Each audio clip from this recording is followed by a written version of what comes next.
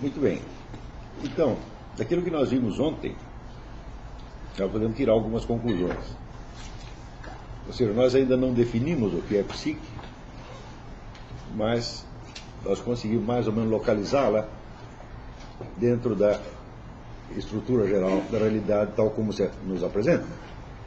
Entendemos que ela é um tipo específico de realidade, ou mais claramente ainda, um tipo específico de força causal. Ela aparece para nós como força agente causal e não como uma coisa. Tá certo? Nos aparece como um tipo específico de causa, como um dos múltiplos mecanismos dos quais aparecem então os acontecimentos. Entre os fatores geradores de acontecimentos existe um que nós chamamos de psique. Tá certo? E essa psique se caracteriza, como nós vimos, por alguns traços inconfundíveis. O primeiro é a sua individualidade. Quer dizer que onde você vê uma individualidade física, é ali que está, de algum modo, uma psique, como se, vamos dizer, o corpo fosse um centro, né, que onde ele se desloca junto à psique. Ou seja, embora ela não esteja localizada espacialmente, nós sabemos que de algum modo ela acompanha a individualidade corporal. Não existe a possibilidade de uma psique ser compartilhada, de um sujeito ter meia psique, né, de alugar a outra metade para uma pessoa, tá certo? Nem de várias pessoas terem a mesma psique. Isso aí realmente não é possível. Então a individualidade é característica marcada. A segunda característica é a sua historicidade, ou seja, os elementos do passado se incorporam num presente, preparando uma ação de futuro. Não existe nenhuma ação humana, nenhuma reação humana que seja independente de algum dado passado. Portanto, nós entendemos que nós só podemos falar de psique onde exista também consciência. E, em última análise, a psique é consciência, embora possa haver elementos nelas que ou são inconscientes por sua própria natureza, ou que são tornados inconscientes ou por esquecimento, ou por repressão, ou por qualquer outra coisa. Então, não podemos dizer que o inconsciente seja por si mesmo um componente da psique. A psique em si mesma, ela é a consciência. E com consciência nós queremos dizer, sobretudo, a intimidade do sujeito com alguma coisa. Tá certo? Intimidade que ele não chega a ter sequer com o seu próprio corpo. A maior parte dos mecanismos, dos processos que se desenrolam do nosso corpo são perfeitamente desconhecidos por nós, e eu dei até o exemplo da circulação do sangue, que só foi descoberto no século XVI, e, no entanto, o sangue já estava circulando fazia vários milênios. Ou seja, é perfeitamente possível o sangue continuar circulando sem que ninguém saiba que isso que está acontecendo. Tá certo? Se ele não circulasse, as pessoas estariam mortas. Então, a circulação do sangue, é claro, é essencial para a vida, tá certo? Mas ela não faz parte da consciência. Então, com este mecanismo essencial do nosso corpo, nós não temos a intimidade que nós temos mesmo com o mais estranho dos nossos pensamentos. Quer dizer, não é possível você ter um pensamento, ter uma ideia, ter uma emoção, ter qualquer experiência psíquica que seja, sem você saber que a tem. Se você não sabe nada, ela não faz parte da sua psique. Então, é a mesma coisa que dizer que a psique é, de certo modo, coextensiva com a consciência. E se existe um elemento, vamos dizer, inconsciente qualquer, é só por causa de limitações intrínsecas do funcionamento da própria consciência e não porque haja um inconsciente como um fator autônomo trabalhando ao lado, em cima ou embaixo da consciência. Em terceiro lugar, nós vimos que essa historicidade que é inerente à consciência, ou seja, uma historicidade como um traço objetivo da consciência, ela tende a se traduzir numa historicidade subjetiva que nós chamamos de ego. Ou seja, a sua história tal como você a conta para si mesmo. E nós vemos que na composição do ego existem elementos que vêm, embora o ego seja a culminação, seja o topo da consciência, por assim dizer, embora toda a vida da consciência, a vida da psique, se dirija ao aparecimento do ego, esse ego não é construído só com elementos que estão na própria psique, mas com elementos incorporados do meio em torno, a começar pela própria linguagem que você fala, que não foi você que inventou, tá certo? Então, o ego é uma espécie de produto híbrido, né? Embora, curiosamente, ego quer dizer eu, mas este eu é menos eu do que a psique. Por quê? Porque o ego é composto apenas de uma parte da minha psique. Uma parte dele é composta pela minha psique, mas a outra parte é composta por elementos externos que eu incorporo e aceito, ao menos provisoriamente.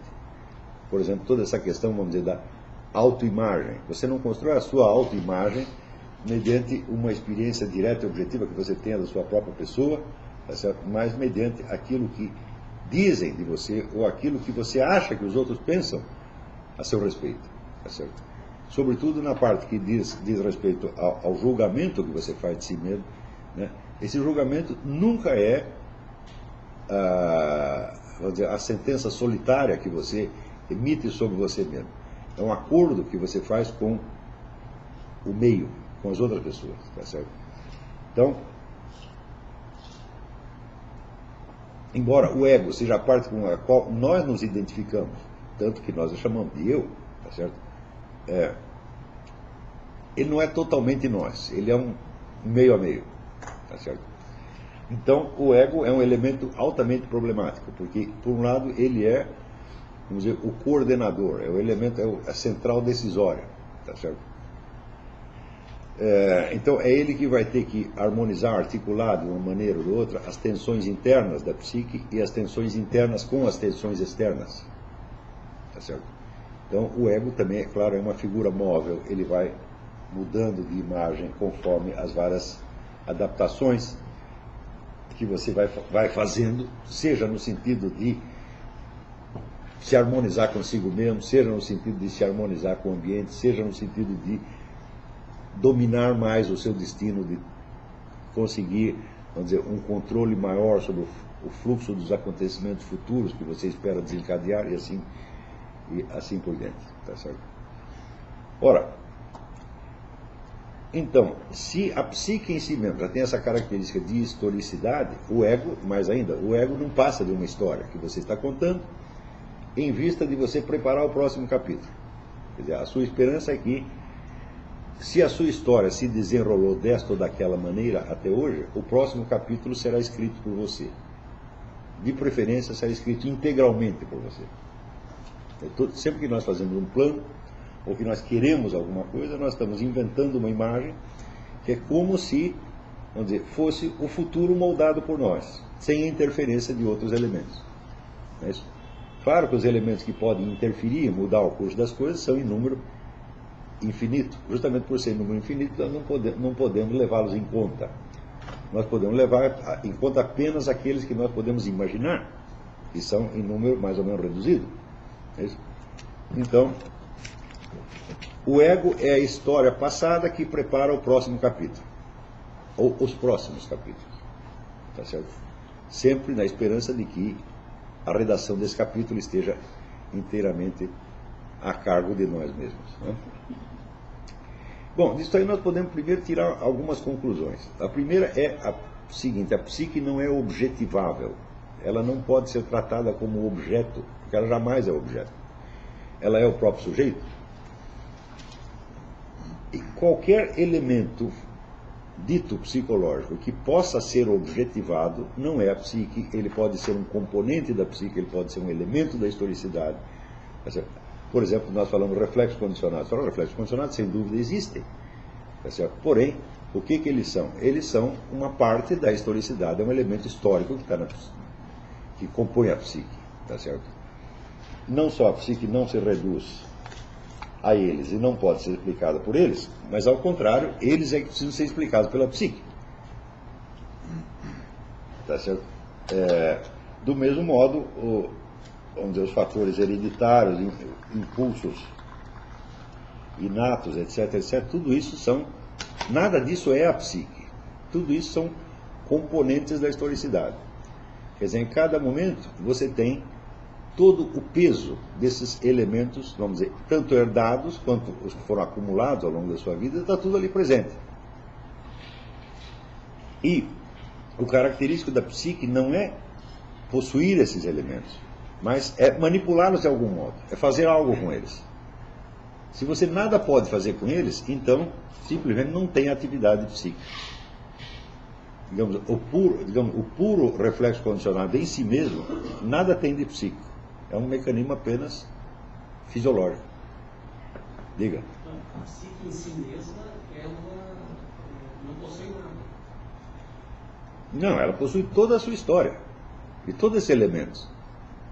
Só que se ela possui esses elementos, eles não são ela, eles são apenas componentes dela. Mas o característico dela não é possuir esses elementos, e sim é fazer alguma coisa com eles.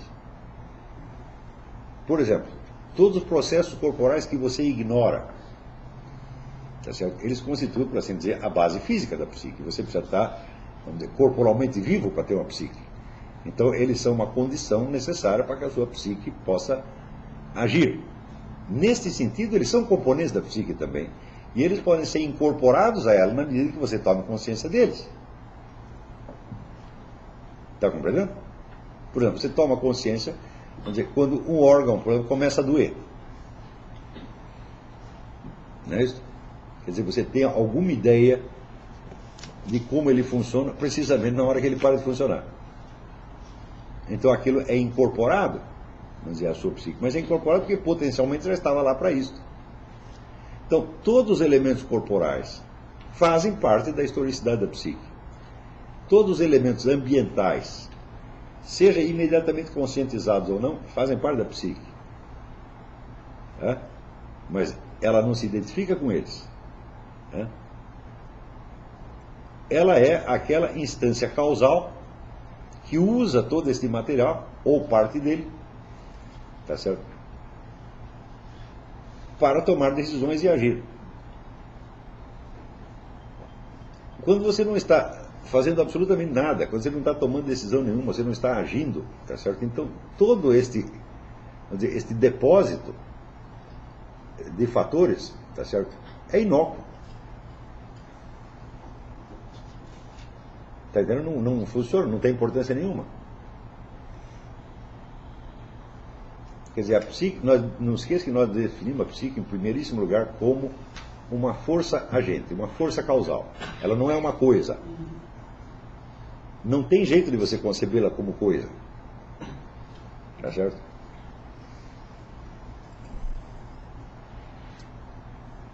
Tanto que nós vimos desde o começo que, embora nós não sabemos definir o que é psique, nós sabemos discernir quando uma ação tem uma causa psíquica. Não é isso? Por exemplo, você sabe que se você cai da escada e aparece um hematoma na sua perna, não teve causa psíquica. Não é isso?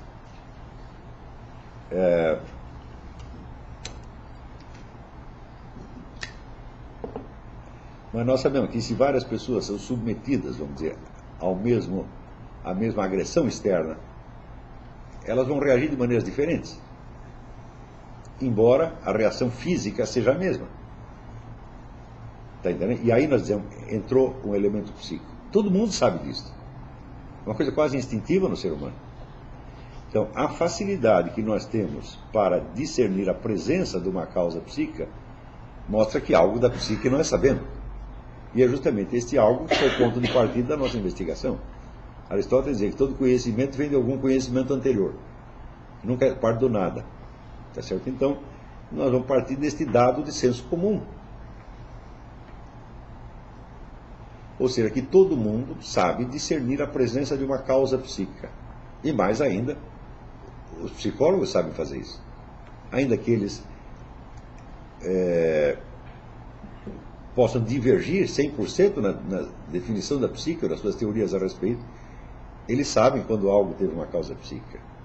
Então, se nós temos já esse conhecimento, bom, das duas uma, ou nós supomos que a humanidade sempre esteve enganada a respeito disso, e que eu seria o primeiro a descobrir a realidade a respeito, o que me parece uma hipótese francamente paranoica, ou algo de conhecimento efetivo deve existir ali, só restando esclarecê-lo analiticamente, que é exatamente o que eu estou fazendo.